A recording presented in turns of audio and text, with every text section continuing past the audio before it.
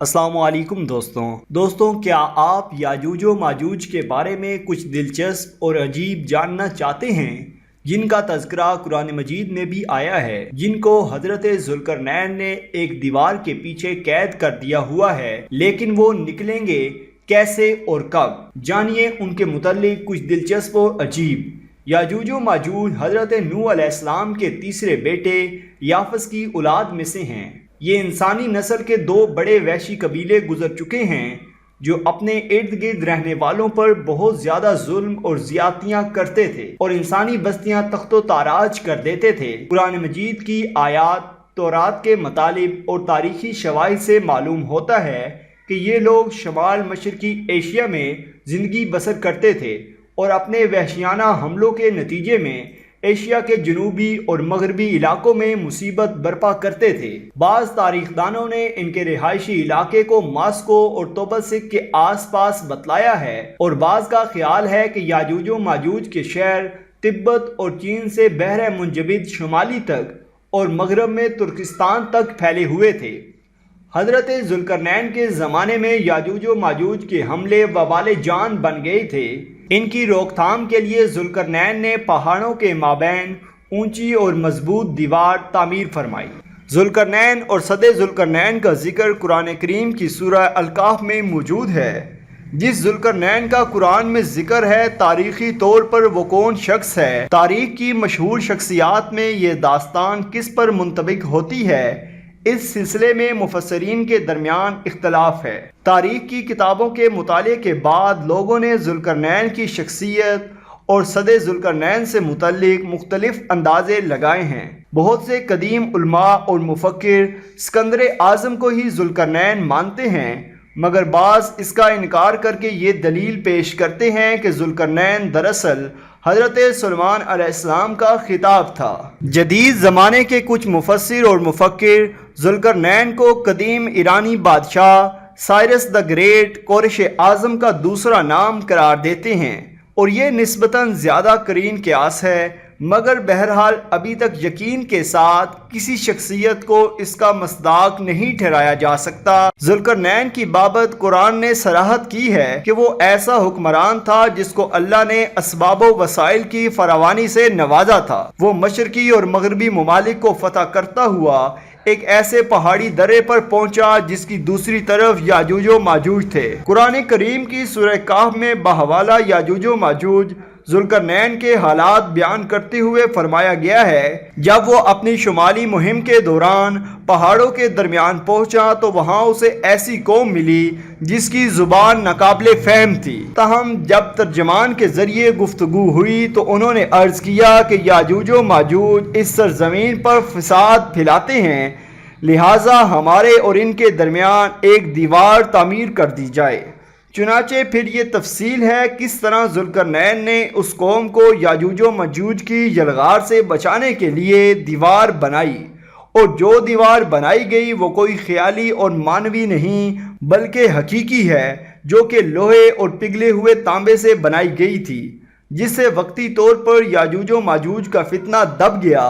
جب یہ دیوار تعمیر ہو گئی تو ذوالقرنین نے اللہ کا شکر ادا کیا جس نے یہ دیوار بنانے اور لوگوں کو آئے دن کی پریشانیوں سے نجات دلانے کی توفیق بخشی، مگر ساتھ ہی لوگوں کو یہ بھی بتا دیا کہ یہ دیوار اگرچہ بہت مضبوط اور مستحکم ہے، مگر یہ لازوال نہیں، جو چیز بھی بنی ہے بالآخر فنا ہونے والی ہے، اور جب میرے رب کے وعدے کا وقت قریب آئے گا تو میرا رب اس کو پیوند خاک کر دے گا، اور میرے رب کا وعدہ برحق ہے۔ رہی یہ بات کہ صد ذوالقرنین کہاں واقع ہے، تو اس میں بھی اختلافات ہیں، کیونکہ آج تک ایسی 5 دیواریں معلوم ہو چکی ہیں جو مختلف بادشاہوں نے مختلف علاقوں میں مختلف ادوار میں جنگجو قوموں کے حملوں سے بچاؤ کی خاطر بنوائی تھیں۔ ان میں سب سے زیادہ مشہور دیوار چین ہے، جس کی لمبائی کا اندازہ 1200 میل سے لے کر 1500 میل تک کیا گیا ہے، اور یہ دیوار اب تک موجود ہے، لیکن واضح رہے کہ دیوار چین لوہے اور تانبے سے بنی ہوئی نہیں ہے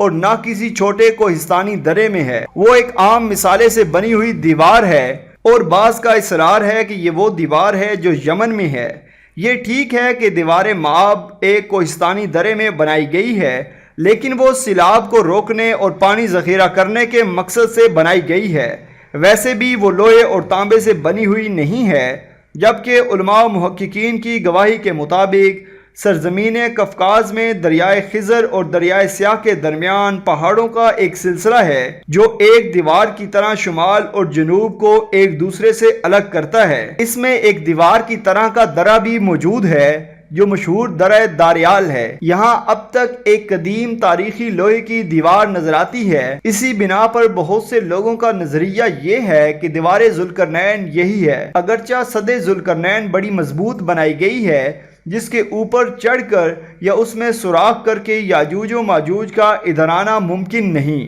لیکن جب اللہ کا وعدہ پورا ہوگا تو وہ اسے ریزہ ریزہ کر کے زمین کے برابر کر دے گا۔ اس وعدے سے مراد قیامت کے قریب یاجوج و ماجوج کا ظہور ہے۔ صحیح بخاری کی ایک حدیث میں حضور نبی اکرم صلی اللہ علیہ وسلم نے اس دیوار میں تھوڑے سے سوراخ کو فتنے کے قریب ہونے سے تعبیر فرمایا۔ ایک اور حدیث میں آتا ہے کہ یاجوج و ماجوج ہر روز اس دیوار کو کھودتے ہیں اور پھر کل کے لیے چھوڑ دیتے ہیں، لیکن جب اللہ کی مشیت ان کے خروج کی ہوگی تو پھر وہ کہیں گے کہ انشاءاللہ اس کو کھودیں گے، اور پھر دوسرے دن وہ اسے کھودنے میں کامیاب ہو جائیں گے اور زمین میں فساد پھیلائیں گے، یعنی انسانوں کو بھی کھانے سے گریز نہیں کریں گے۔ اللہ تعالیٰ کی طرف سے حضرت عیسیٰ علیہ السلام کو حکم ہوگا کہ وہ مسلمانوں کو طور کی طرف جمع کر لیں، کیونکہ یاجوج و ماجوج کا مقابلہ کسی کے بس میں نہ ہوگا۔ حضرت عیسیٰ اور ان کے ساتھی اس وقت ایسی جگہ کھڑے ہوں گے جہاں غذا کی سخت قلت ہوگی۔ پھر لوگوں کی درخواست پر حضرت عیسیٰ علیہ السلام یاجوج و ماجوج کے لیے بددعا فرمائیں گے،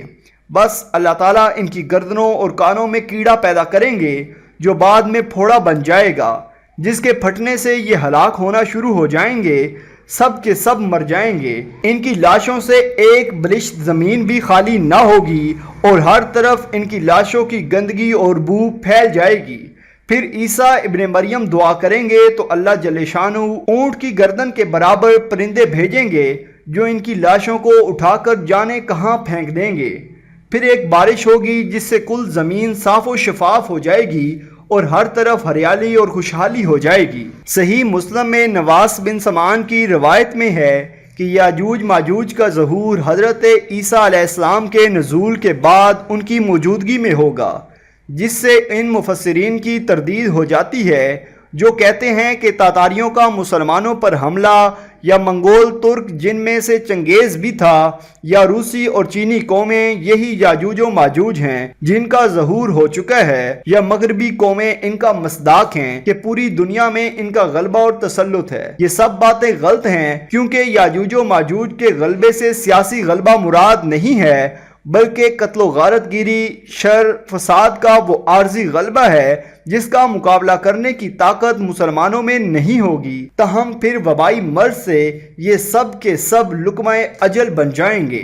تو دوستوں، یہ تھی ہماری آج کی ویڈیو۔ اگر آپ کو ہماری آج کی یہ ویڈیو پسند آئی ہو تو اس کو لائک کریں۔ اس کے متعلق کوئی بھی سوال ہو تو کمنٹ باکس میں اپنی رائے کا اظہار ضرور کریں، اور ہمارا چینل سبسکرائب کرتے ہوئے ساتھ موجود گھنٹی کا بٹن بھی دبا دیں۔ شکریہ۔